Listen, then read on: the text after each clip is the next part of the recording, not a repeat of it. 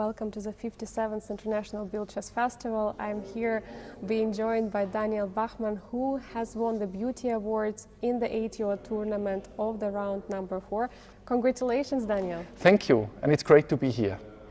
How did you feel immediately after the game when you won such a beautiful checkmate? Did you feel like you instantly have to submit the game for a Beauty Awards?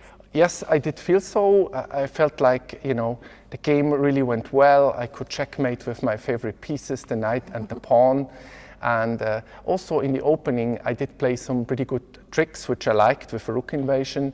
And it looked like the opponent always felt he's winning, right? But it didn't work out tactically, and it was all 0-0-0. But there were a lot of traps in that line. And luckily for me, the opponent fell for the first trap, and I then exploded it perfectly. Yeah, so maybe let's dive immediately into the game, because you're talking so many good things about it. We want to see how it went. Yes, let's have a look then. I can get started, yes. Yeah? Okay, so the opponent played d4. d4 used to always be my problem until I kind of trained a little bit the repertoire based on Surya Ganguly and developed it a little bit further. And I was not surprised to see the opponent play knight f3, so I prepared a little bit of QCD as well.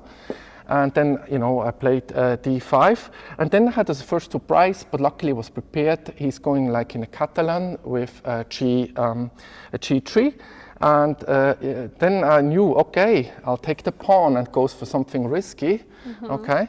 And he did, we're still in mainline theory, bishop g3. And this is something I learned from Surya, to play c5, immediately counter-strike in the center. It's so you have his chessable course? Yes, but I did develop it further in Chess Base 17, just to have something against the Super GM. I would play Surya's line, but sometimes against any other players, I would also play own developed lines, which are tricky, easy to get wrong, right? So here I'm actually taking, which is pretty courageous, right? My pieces are still on the back rank. There's a lot good development, castled. And I played pretty fast because I was still in my prep. So I was not surprised to see this, queen a4, playing knight c6, and look at this, right? It's like a cross of death, right? So, I did actually do this on purpose, and I was then very happy to see the opponent taking this pawn, right? The knight is pinned, knight is attacking, bishop is attacking. You feel like, okay, I'm winning, right? But it's actually not winning, because you now think you can take here, here, and win the rook, right? But it's not true, because I do take with the queen, right? Queen d4. And now, no surprise, he takes with the bishop, right? And he feels like, okay, he's taking back, I take, check, and win the rook, and game over, right? I can resign. But you have a tricky move. Yeah, sure. I play the bishop here. Now the bishop is counterpinned. Now it doesn't solve the issue yet, but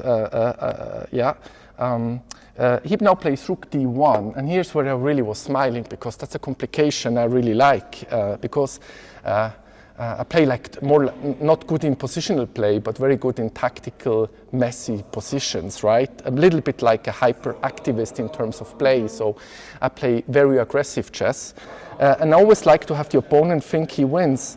And then, when he played rook d1, I knew, I can take here, because the queen is attacked, and my queen is hanging, so it is pretty, if he takes here, I win the queen, but so he had to take here, take my bishop, I had to take back because it's check.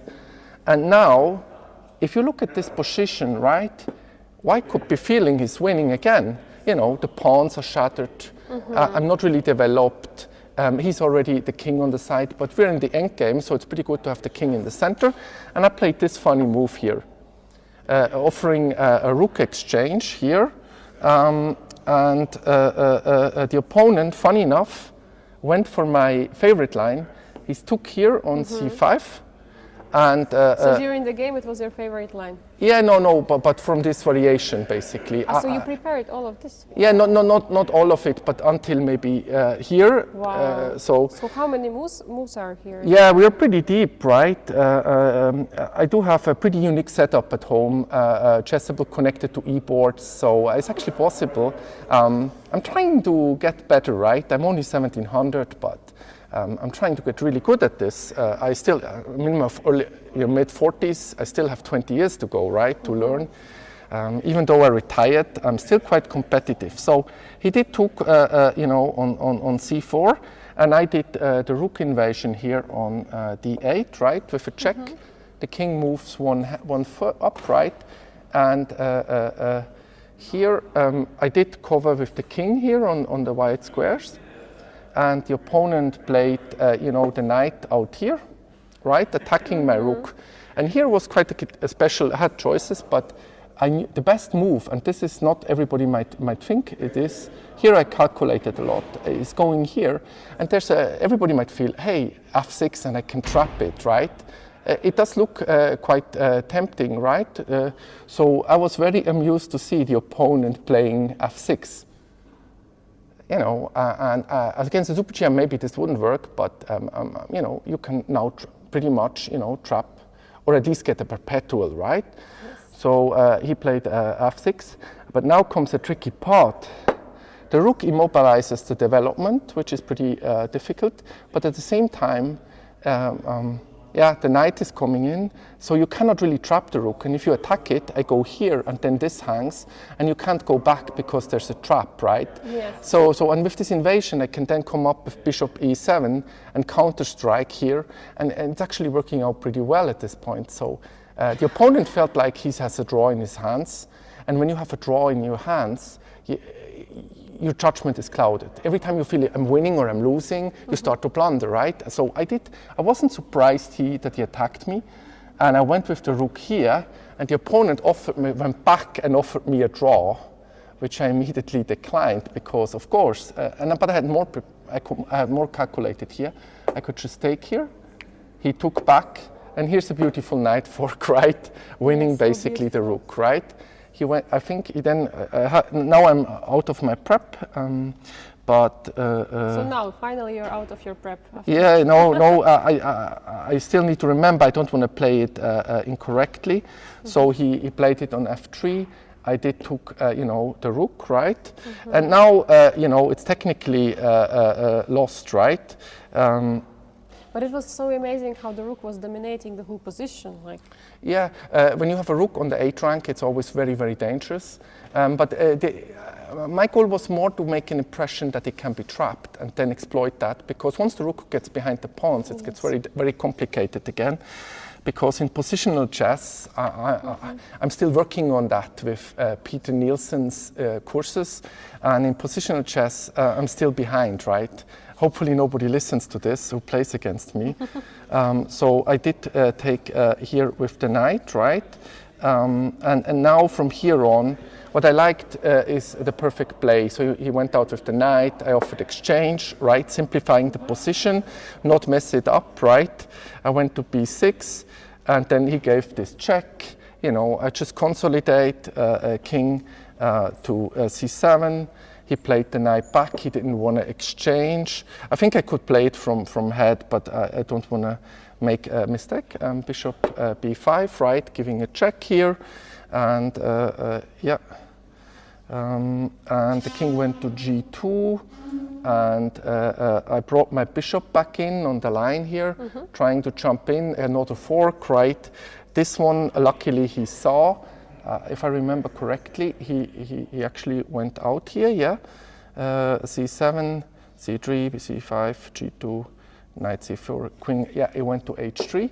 And here I calculated a little bit. I already saw the checkmate with the pawn and the knight, so I played a4. From here on, there was a4. Yeah, h5, sorry. And there was b3 attacking it, right? And the knight went to e3, attacking the rook basically. Now the I king already is saw almost trapped. Yes. Yeah, and then also it's already kind of the Anastasia mat pattern, you know, that has no fields. It's pretty much crumbling, right? Here I did play the knight, and he went to c1, kind of trying to get my bishop and all that. And from here on, I knew, right, with g5, I'm almost checkmating. He went with knight to e4, attacking my bishop. But you don't care about it. Yeah, I don't care about it. And I played here g5. You know, he takes back mate. He goes here, I go here with the bishop. Yeah, I could have played it actually. And then it's a beautiful checkmate with knight. And what I like about it, when I analyzed it afterwards, it was 98.1% accuracy. You know, Kramnik would say, you know, I got some help. You know, I'm only 1700. Kramnik would say that's very interesting. Yes, and he's right. You know, I shouldn't be, I'm not always winning with 98%, right? But I like that, and I try to win in the tournament above 80% on accuracy. That's the only thing I measure myself against, and I'm still on track on that. So yeah. How did you feel yourself after winning such a beautiful game? Yeah, I was actually quite happy, and I knew I have to submit it to the Beauty Award because maybe at least I win something, you know, when I'm here. Yeah, I was very, very proud, and it was the perfect return to classical chess here at Biel Chess Festival. I didn't play since 1997, right? Wow. What caused you to take such a long break in chess? Yeah, as a kid, I always was top 3 in Switzerland, okay? Until maybe 1997, I always won a lot of tournaments, but when I saw Deep Blue winning against Kasparov, I felt like, oh my God, computers are going to take over and destroy chess. So I felt like, okay, maybe it's better if I go into technology and stop playing chess. So I really was absolutely sure that AI will destroy chess, okay? So I stopped playing, and later on went also to IBM. I'm still there. I had a great career there. It was the right decision from a career perspective. But like in the pandemic, right, I started to feel like I missed something, because as a kid, chess was everything for me. This was a passion, yeah? Yes, and I started training also the kids and the family. And during the pandemic, I realized I really miss chess. So I started to work on my return. And last year at the Biel Chess Festival, I played Rapid and Blitz, which went pretty well. I got like a good 1700 rating. And I knew this year I have to go back into classical chess as well. So how did you choose your first tournament for classical chess at Biel Chess Festival? How did your choice get in Biel? Yeah, I checked it out already last year in the Blitz and Rapid, but I've never seen a tournament that, and I've seen a lot, right? I also played a little bit abroad, just some Blitz and Rapid. I mean, the location is perfect. It's not hot in here, even though it's summer. The timing is perfect. There's great stuff. And where do you get to play on the e-boards? I'm really passionate about e-boards. On the DGT you get to play. But the most important piece also was in the Blitz and Rapid, you can face the Super GM because it's open, right? But you also have categories where I'm in my rating cap, which actually can win, like the VTO, where it's capped at 1800. So personally, I don't think there's any better tournament than the Biel Chess Festival, both classical and standard. And if anybody has doubts, I recommend to come here and test it out. All the rounds start on time. I played the Blitz in Prague. Non-rounds were starting on time, you know, here every time on time, yeah. And also you're playing in the same playing hall with the Grandmaster triathlon players, Yes. top players of the world. How exciting does it make you feel? Yeah, very excited. I mean, I learned a lot from Surya Ganguly and many other Super GMs, but I could actually face them in the later Blitz tournaments, so it's amazing, right? Yeah, and what are your plans for the future? Are you going to continue working on chess? Are you Yes. planning another classical tournament? Yeah, sure. I will go to another tournament in September, which again has a lot, I think in Rheinfelden, right? Which doesn't have that high of a rating cap again, and hopefully I can win something. And at home I work with a pretty unique setup on openings and the middle game, you know, a lot of courses. So I think I'm getting better, a more complete player over time. And I now have until my late 60s, you know, what I didn't do in the 20s, I can now do from the 40s to the 60s, right? So I'm very passionate to continue. And I'm sometimes surprised when players resign from chess or retire in the 30s or 40s. I think they're doing a mistake, right? They could just keep playing.